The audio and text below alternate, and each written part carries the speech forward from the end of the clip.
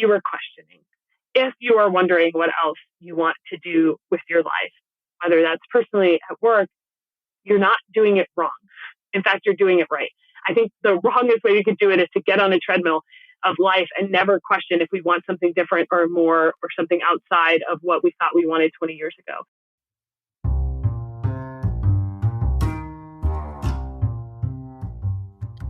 Welcome to the Leadership School podcast. I'm your host, leadership and self-care coach, Kyla Kofer. Here at the Leadership School, you'll hear leaders from around the world sharing their stories and expertise on how to lead with balance and integrity. Our goal? Teach you how to be an extraordinary leader.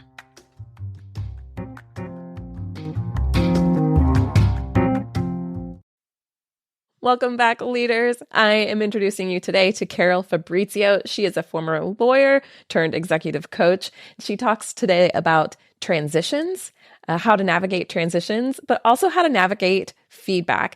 And surprisingly enough, those two things actually ended up tying together in our conversation. And if you're not following us yet on Patreon, this is a really good episode to do so, because after our interview, we take a post-interview conversation. We put that whole thing on Patreon where I ask all my guests, what does integrity mean to you? What does balance look like to you? And all the answers vary quite a bit. So it's really fun conversation. But then we just talk and we chat, just having normal discussion. Today, we even talked about religion. So this is a great chance to jump in and sponsor us on Patreon and help this episode keep going and supporting other growing leaders like yourself. Thanks so much for listening. Enjoy this conversation with Carol Fabrizio. Carol, I really appreciate you joining me today. I'm really looking forward to our conversation. We're going to be talking a little bit about feedback and transitions and all of that, as well as your story. So why don't you just kick us off? Thanks for being here. And why don't you help us get started by sharing a little bit about your story? What brings you here? Yeah, thanks, Kyla. I appreciate you having me on. So we are going to be talking about transitions today, and I've made a lot of them personally. I am an executive coach and leadership consultant now, but that's not how I started. I actually started as a lawyer in a big law firm out in LA, and then I moved in-house, and then I thought I'd found the thing I wanted to do forever, but instead of doing that forever, I became chief of staff to a CEO who is an amazing leader.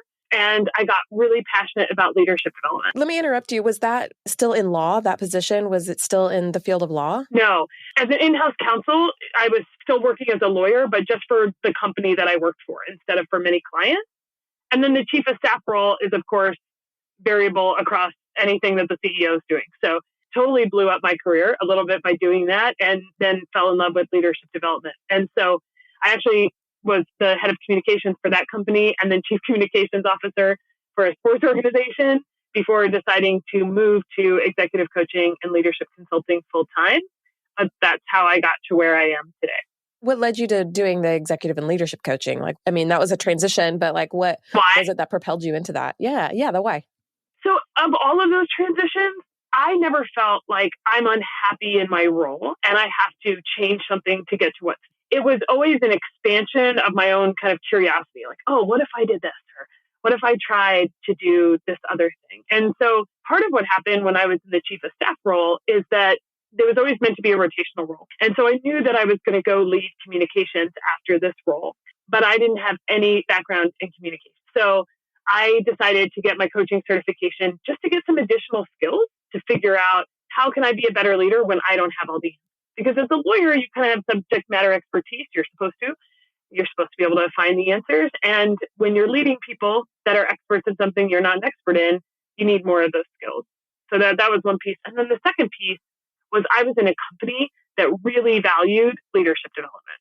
So the idea that you could move and be agile and try your leadership in different areas and different functions is something that was kind of ingrained in the culture. And so that's one of the reasons that I just continued my passion for it, is because it was part of the water I was swimming in.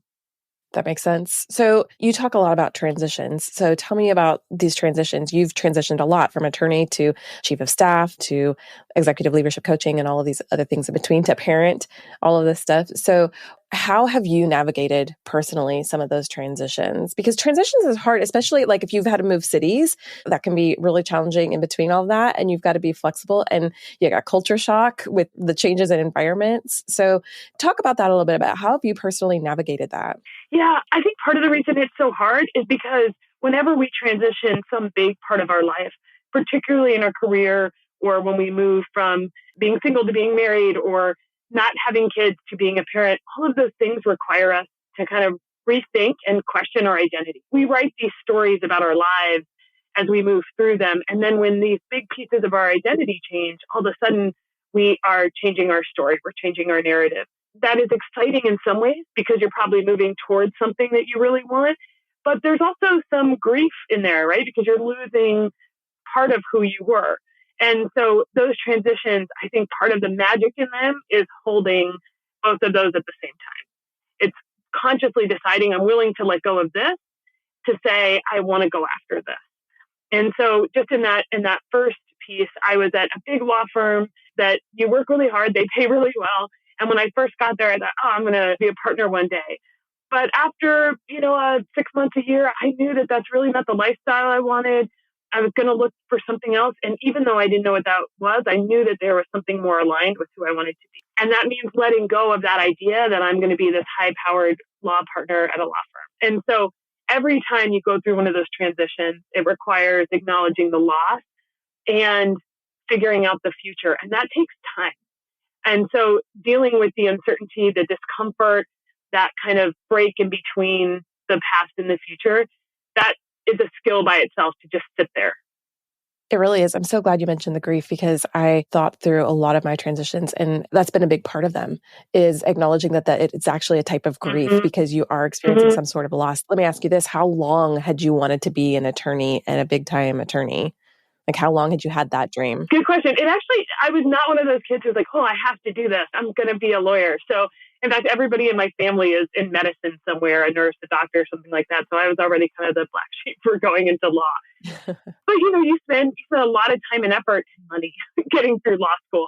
I went to a private university for law school. So I had plenty of law school debt, plenty of reasons to continue down that road.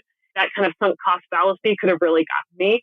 But I also knew ultimately those were not the right reasons to stay in it. So it wasn't, luckily, I wasn't too attached to that being who I was going to be forever.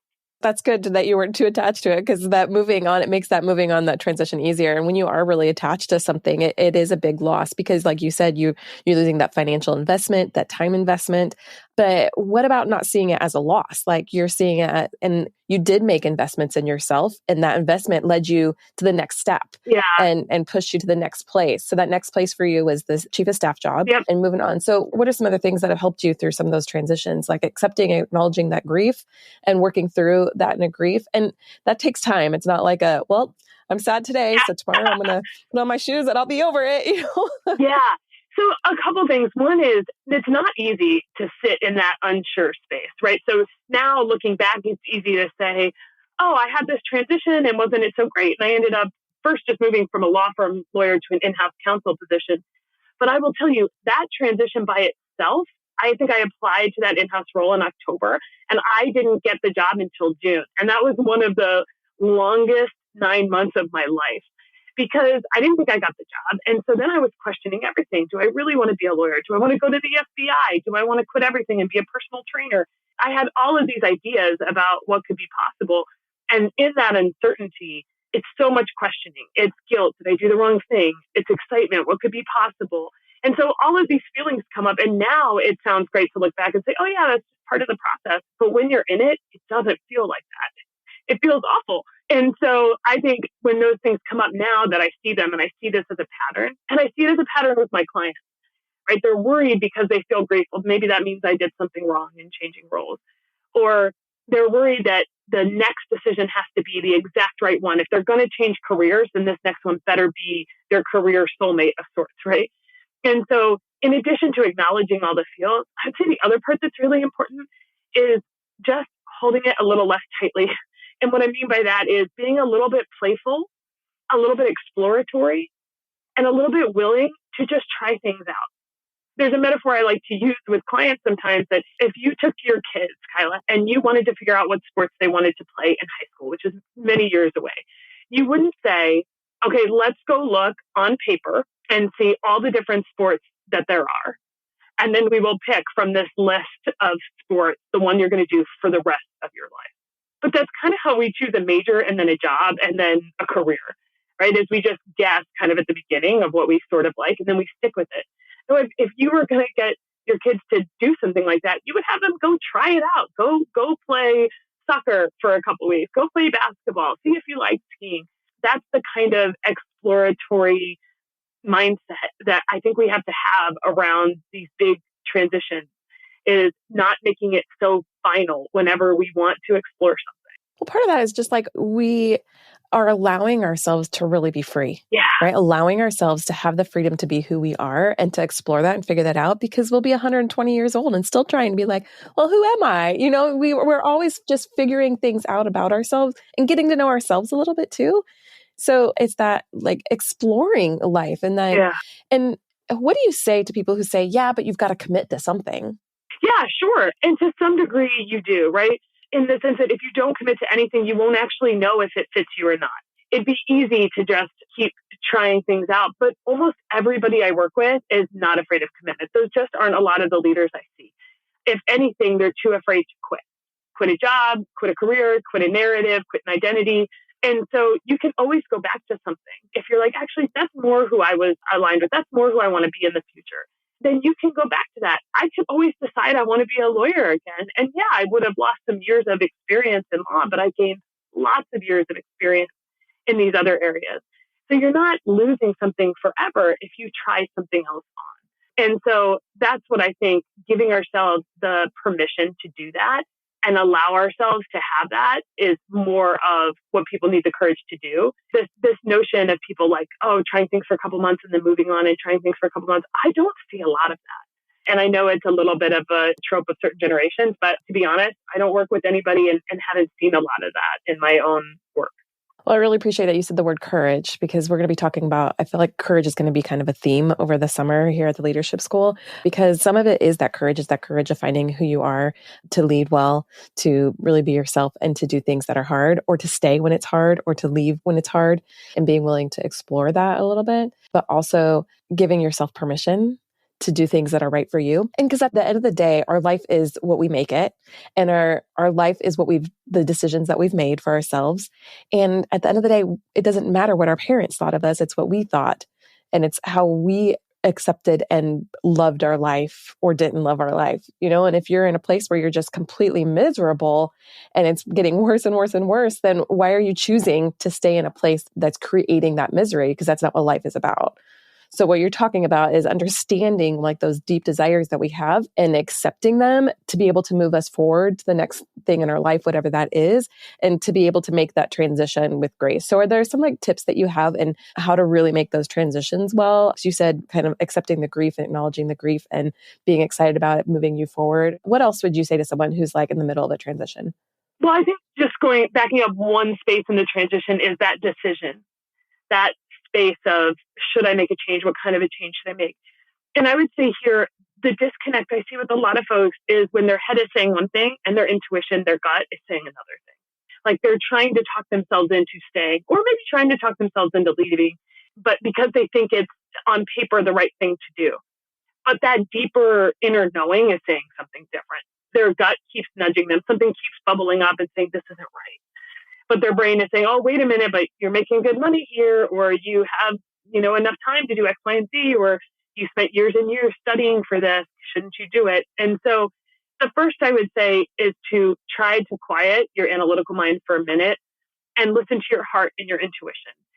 And just see, what is the disconnect between those three spots, your head, your heart, and your gut.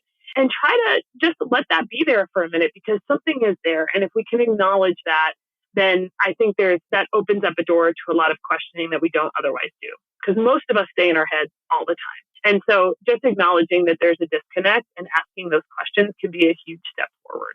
Yeah, absolutely. I mean, that's what we do in coaching, right? So we're like, where are you? What's going on with you now?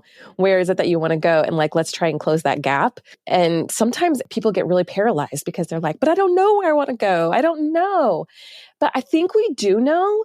And sometimes it's that what you said, that's that decision. It's hard to get that out because sometimes we're afraid, because we have to work through those questions of what will I be losing if I make this choice, or if I do decide to do something completely different, And sometimes we've hidden those deep parts of ourselves, like the deepest desires, our deepest dreams, because we didn't feel like they were available to us.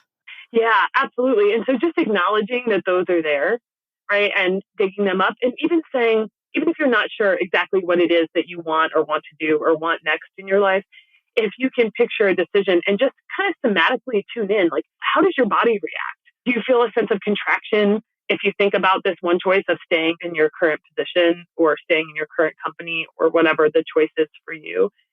Or does it feel like a relief, like an opening, like an expansion of some sort? Because our body does have that intuitive sense of those feelings. And so it's not the same decision for everybody, right? And so sometimes that relief can come from saying, you know what, actually, I'm really good here. I'm going to keep doing this.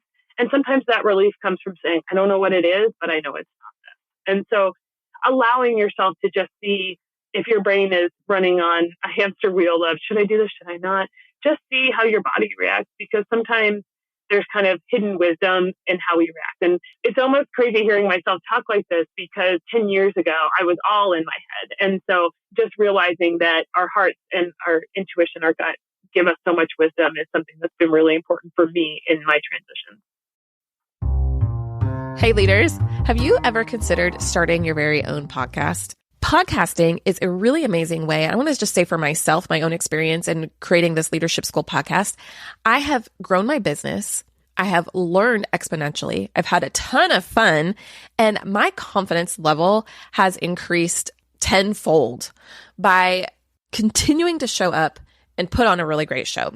If I could help you to start your very own podcast without feeling overwhelmed, without the confusion of what do I do or how do I start, without dealing with all the self-doubt, would you take me up on the offer? If so, what I want you to do is right now go to podcasterschool.net. That's podcasterschool.net. You can start out by taking the quiz on what kind of podcast should you create. From there, go ahead and schedule a call with me and let's chat, because I want to hear about what your potential ideas are and what would make you interested in starting a podcast. It's such a fantastic way to really grow, increase your knowledge, your business, and really get yourself out into the world. So take a look at podcasterschool.net, take the quiz, schedule a call with me, and let me help you get started on your very own show. Yeah, absolutely. Like being able to trust that intuition and finding a way to pull that out of us. I asked somebody recently, she was saying, but I don't really know what I want. And so then I said, okay, well, let's think about like a year from now. And sometimes it's even go to 5 years from now to think about that far ahead, because it's not here. And so it doesn't, our brains can handle that. If we say 5 years, what would your dream life look like in 5 years? It does not take us long to answer that question. It really doesn't. And then we go, wait a second. In 5 years, I was dreaming 5 years from now to have these things. Then you realize, okay, wait, I'm not even on that path right now. Yeah. If that's my dream, like, how do I put myself on that path? There's one other thing that's almost the opposite of that I like to do too, because this is kind of my bias, is sometimes thinking too far ahead makes it feel to me like, oh, well, what if I make 1 degree wrong on the path and then I don't get there? And so I like to start with, instead of thinking 500 steps ahead, just thinking like 1, 2, 3, 5, 10 steps. Like right now, you have maybe these 4 or 5 options to you, and let's see which one feels the most in tune and aligned with your values, with the life you want right now, with the way you want to change your life. If you want more X, Y, and Z, then which one of these 5 choices feels like it's a little bit closer to that? And so we're talking about the first couple steps instead of the last couple steps, which can sometimes seem a little bit more accessible to people. Absolutely. I always love the gym analogies, because it's just something that people understand. Like, you want to lose 50 pounds or you want to be the buffest person in the gym? Well, like, you go the first day for 5 minutes. Yeah, absolutely. The first step is to get a gym membership or whatever that first step is. It's like, let's just take the small things, because that's manageable. How do you eat an elephant 1 bite at a time? Yeah. Like, it's just little things here and there. So let's transition and talk a little bit, because we wanted to get to talking about some feedback today. So we wanted to talk specifically about what it looks like to give and receive feedback, because you've had to do a lot of this as chief of staff. So tell us a little bit about like what the word feedback means for you. Here's what I thought feedback was when I started my chief of staff position. I thought it was the truth about how you're doing, right? I thought it's somebody telling you what is true about your performance in some way. And what's so awful about that particular description is that we fear it. And especially if you're a high achiever of some sort, or you've dealt with perfectionism in any sort of way, feedback, which we usually mean constructive feedback or some kind of criticism, is something you don't really want. I mean, you say you want it, but you don't really want it because that means you didn't do perfectly. And so I would like a piece of feedback that's more like, hey, could you change the font on this, and less on, hey, you have to rethink this entire strategy because this isn't brilliant. And so I really didn't want any. And when I started the chief of staff position, what I found out very quickly was that I was going to get a lot of feedback every day. And because that was just the relationship that I had with the CEO, and it wasn't because I was doing terribly, but because he actually really cared about my development, and he valued my development and our relationship and how well we were going to do together more than the comfort of not giving somebody feedback. So that is where I learned to give it and get really comfortable with it with reps, because I got feedback every day and I gave feedback every day, upward feedback to the CEO about how he was doing. He never let me off the hook with that. He always asked for my feedback. And so I got really, really comfortable with it. And now when I think of what is feedback, I think it's a data point, not a directive. And so that is something for me that has become really important. It's not the truth in the sense of everybody feels this way about something you've done. It is a data point. It's one person, maybe a couple if more people are responding. It's their opinion about some piece of work that you've done or some way that you've shown up. And so you get to take that data point and decide what to do with it. It's not a directive in the sense of, I think you're to this, so you have to change. I'll share an example. As a leader, I can be a little bit intense. I can be very decisive. I can move very quickly. Some people on my team think that's awesome. Some people have said, yes, I love that. We don't get caught in bottlenecks. We move quickly. Thank you for being so decisive. Thank you for having high energy. And I have had people say, wow, you really walk all over people. You don't bring in all the opinions. You just decide and move along. So who's right? Well, neither of them are right. They're both data points. And so the feedback is a gift to me, and I get to decide what to do with it. If I just listen to the negative feedback and say, okay, now I have to slow everything down all the time and I have to be really careful. No, that's not it. It's not a directive. But it is a data point for me to know when I have a larger team or when I'm including people who I know I impact in this certain way, then I get to decide consciously if I want to keep showing up the same way I have always shown up by default, kind of intense and fast moving, or do I want to adjust that at all? So that's when I say feedback, that's what I mean. A data point about how you're impacting other people. That's so valuable, especially in that example that you gave. I think that's really, really helpful because in that situation, you also can know it's situational, right? There are going to be moments when you better make a quick decision and move forward and do this. And you better have the skills and ability to be able to do that because things are counting on it. And the people that are following you as a leader need and want you to be able to make that decision quickly. But now you know that that's your tendency. So there are going to be other times when you do need to slow down and listen to other people. And if we know that about ourselves, it gives us the awareness to be able to make that shift when we need to. That's exactly right. It is situational.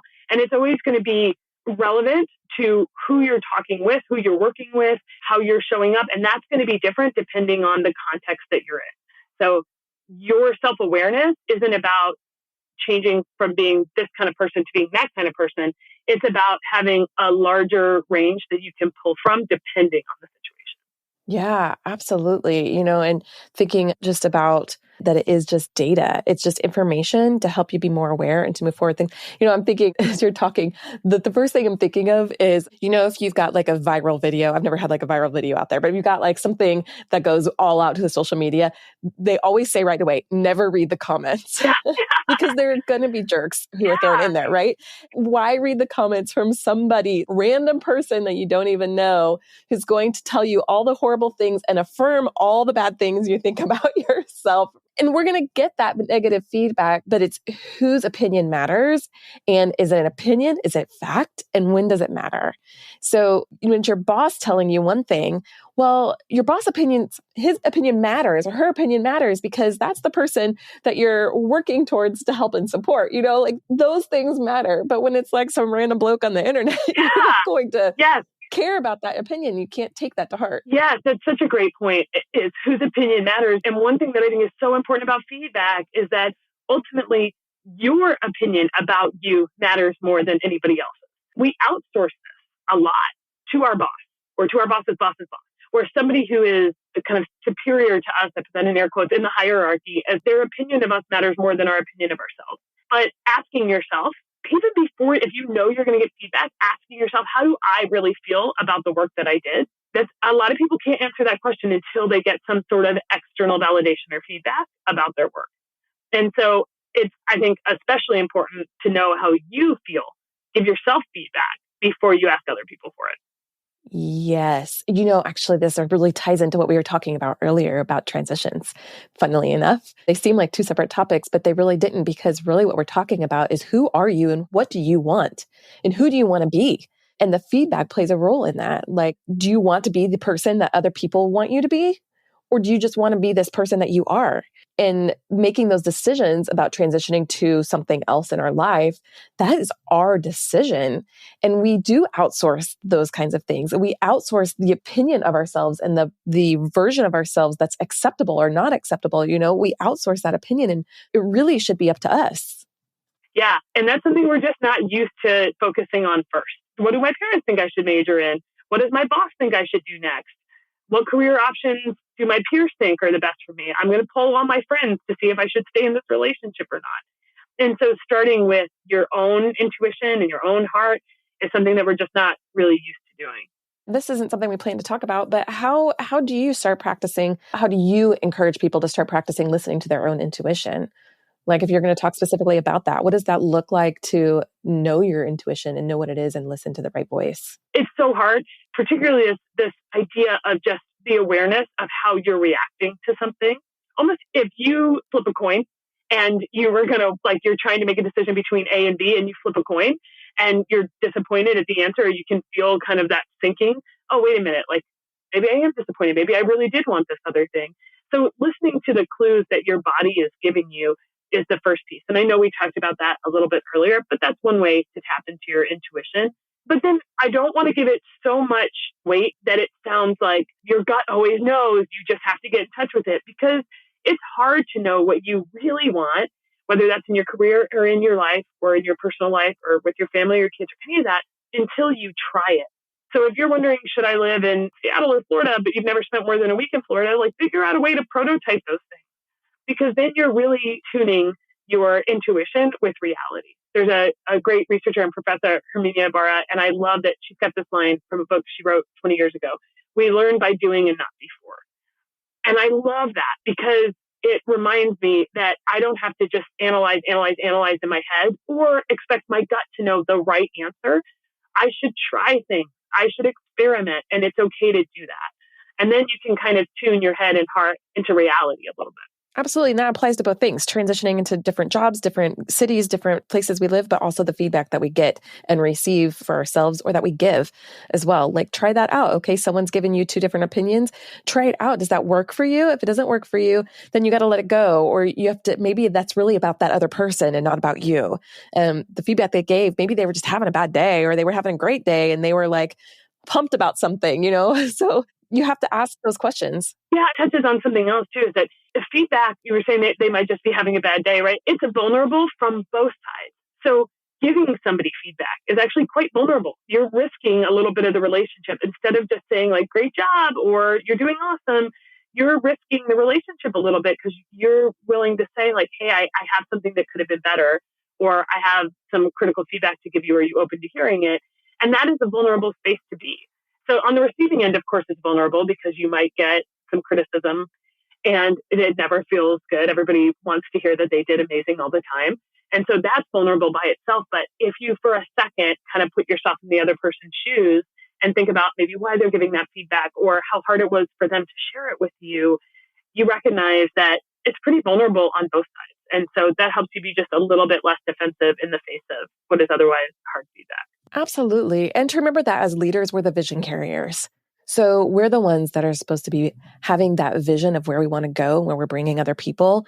And so feedback is really just a part of getting us closer to that vision. And so, like you said, they're just data points to get us closer to that. So yes, we're risking some of that relationship, and we can do that with dignity, respect, compassion, grace, all of these positive words, when we can say, I'm coming to this to align us closer to our goal. And I'm finding different ways that we can do that together. Yes. To clarify this point too, it feels like it's risking the relationship, but over time it strengthens. So if you work with somebody who every time you do anything is like, amazing, great job, right? And that's the only feedback you ever get from that person. Well, yeah, sure, they might be your cheerleader, but compare that to somebody who is willing to say like, hey, that was a really good job. Here's some ways it could be better. Or, hey, I really didn't think that you were at your best this morning, and here are some things I noticed. And over time, you see the range of feedback that they will give you and how you're improving because of it. Years down the road, you can see that your relationship with the person who's willing to go on that journey with you and meet you at your best and when you're not doing your best actually is probably stronger. And when they give you good feedback, you probably trust it a lot more than the person who always gives you positive feedback. So you can kind of see that it's like, it actually strengthens the relationship over time when you do it with, as you were saying, with grace and compassion and dignity. Because sometimes when we talk about tough feedback, people use it as an excuse to say mean things or, well, I'm just going to be honest with you, right? And then they say something that's hurtful. But feedback, when done skillfully, has to be in service of the person hearing it and the larger organization or team. No, I was going to say, sometimes when you maybe have done it poorly. Yeah. And communicating poorly, like being willing to go to that person and go, man, like I'm trying here. We're all learning. Like, let's just keep going. Let's just not give up towards this goal here. Yeah, absolutely. I think that's a big part of it. And it's okay to not do it perfectly all the time. Say like, hey, I tried and that wasn't the best way I could have done that. I'm going to try again. But it is reps. And sometimes we're not willing to practice it to get good at it. Carol, thinking about all this stuff that we talked about today, transitions, feedback, intuition, all of it, could you sum that up in maybe one piece of advice for our listeners? Like what would be like your biggest piece of advice that you want to offer today? On the feedback side, since we're just wrapping that up, I would say feedback is a data point, not a fact. Okay. So start with that. When you feel yourself getting defensive, just respond with, thank you. I appreciate your feedback. I'm going to think about that for a while before I respond. Because we need to take the feedback in when we're not triggered by it, and then we can be responsive to it. It is a gift, so treat it like that. So that first part is just data point. The second is just say thank you. And the third is remember that it's a gift. And it really is. And I don't say that to be cheesy, but to think about it that way, because the people who are giving it to you are helping you get more data on how to be better. And then on transition, if I could sum that piece up, I would say, if you are questioning, if you are wondering what else you want to do with your life, whether that's personally at work, you're not doing it wrong. In fact, you're doing it right. I think the wrongest way you could do it is to get on a treadmill of life and never question if we want something different or more or something outside of what we thought we wanted 20 years ago. So if you're having those moments where you're unsure and you're looking at different options and you feel like something's off, it's not. You're just awake in your own life. And that is what you want. And so even though it feels uncomfortable, stick with it. There are ways to figure out what's next. Don't take it too seriously. Wow. Great advice, Carol. Thank you so much. And thank you for this great conversation. This has been really valuable and helpful. And I'm already thinking about all these things that I'm going to do differently. So I really appreciate it. Thank you so much for joining me. It's such a pleasure to have you. Thanks, Kyla. It's been great to talk with you. So I started this podcast because I wanted to learn and grow in my leadership journey. And I have been so incredibly inspired by the guests and the conversations. So once the interview ends, I actually keep the conversation going because I have found that sometimes the richest part of the conversation is when we feel like the interview's over and we can just kind of have a relaxed, more casual conversation. Also, if you've noticed, if you've been following this podcast for some time, I used to ask every guest 2 questions. What does integrity mean to them? And what does balance look like to them? Well, I haven't stopped asking those questions.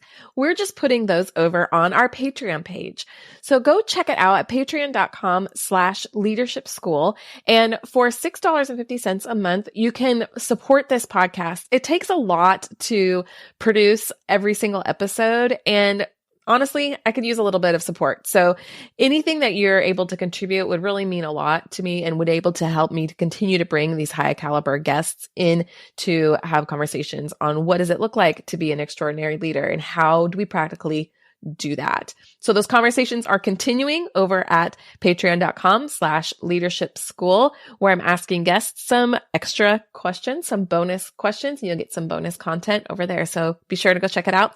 Thanks so much for your support. And thanks so much for subscribing, listening, and sharing this podcast. It really does mean a lot. And I'm so honored to show up here in your podcast feed. Hey, thank you so much for listening. If you've liked what you heard and you want some more tools and resources to help you on your journey, go check out kylakofer.com/free stuff.